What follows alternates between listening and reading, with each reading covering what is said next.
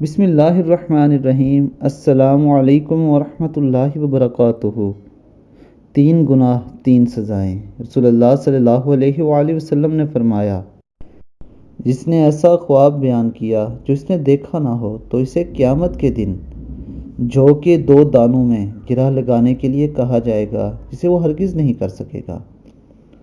اور جو شخص دوسرے لوگوں کی بات سننے کے لیے کان لگائے جو اسے پسند نہیں کرتے یا اس سے بھاگتے ہیں، تو قیامت کے دن اس کے کانوں میں سیسا پگھلا کر ڈالا جائے گا۔ اور جو کوئی تصویر بنائے گا اسے عذاب دیا جائے گا اور اس پر زور دیا جائے گا کہ وہ اس میں روح ڈالے جو وہ نہیں کر سکے گا۔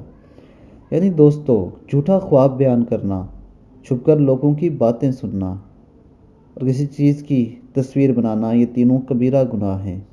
اس کے بدلے قیامت کے دن اللہ تعالیٰ ایسا کرنے والے شخص پر عذاب نازل کریں گے۔ اس لیے دوستو، اگر آپ اس سے پہلے ان گناہوں میں ملوث ہیں تو اللہ رب العزت کے حضور صدقے دل سے معافی مانگیں اور آج کے بعد ان گناہوں کو نہ کرنے کا پختہ ارادہ کر لیں۔ اللہ تعالیٰ ہمیں عمل کی توفیق عطا فرمائے۔